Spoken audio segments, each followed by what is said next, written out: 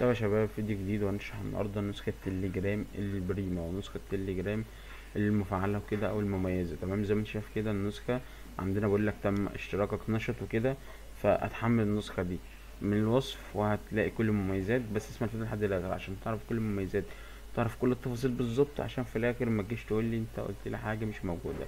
بس كده يلا بينا على الفيديو. تمام. طيب زي ما قلت لك ان انت هتحمل نسخة من الوصف، هنحمل النسخة عادي، هنخش هنسجل عادي من غير اي مشاكل. تمام. كل اللي علينا ان احنا دلوقتي هنبدأ نخش على النسخة، نشرح كل حاجة، بس متنسوش اللايك والاشتراك، شير الفيديو عشان غيرك يستفيد وكده. نبدأ نخش على نسخة التليجرام. تمام. تمام، زي ما انت شايف كده نسخة التليجرام عادي مفيهاش اي مشاكل، نسخة زي اي نسخة تليجرام. الاعدادات، البروفايل، كل حاجة موجودة تمام. لو دخلنا على النسخة البريمو كده نلاقي النسخة متفعلة معانا من غير اي مشاكل. تمام. بس عشان تبقى فاهم لازم النسخة دي تبقى معاك، يعني لازم انت تحمل النسخة دي من الراس. ما ينفعش تعملها على نسخة التليجرام اللي معاك، لازم يبقى معاك النسخة اللي انت محملها دي. تمام. فاحنا هنبدأ زي ما انت شايف، هنبدأ نشرح لك كل حاجة بالتفصيل عشان تبقى فاهم كل حاجة، مع ان مفيش حاجة تشرح اصلا، انها نسخة زي نسخة التليجرام المتجر عادي. بس الفرق ان دي النسخة فيها البريمو. زي ما انت شايف بقدر اغير الالوان ده عادي، كده بقدر اغيرها في التليجرام العادي. بس هنا بقى المختلف ان الالوان دي بقى تمام برضو بتاع الشات.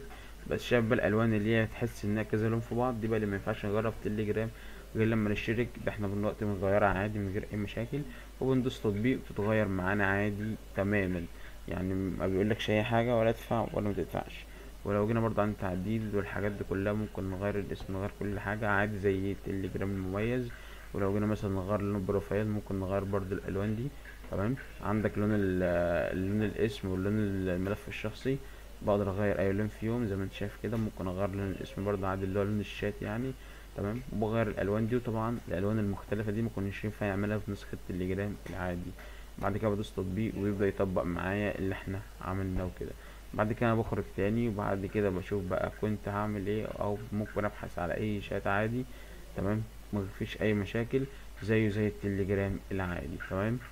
تمام. ودي الواجهة الرئيسية زي ما انتم شايفين. زي ما قلت لك ان التليجرام مفيش فرق بينه وبين التليجرام العادي. ده الفرق، ان هو التليجرام بيديك المميزات المدفوعة وكده ببلاش.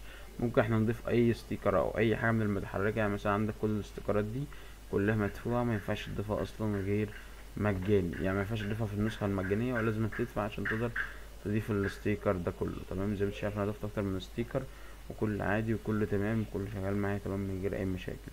يعني زي ما انت شايف كده كله تمام، مفيش اي مشاكل، حتى الشتات حتى كل حاجة.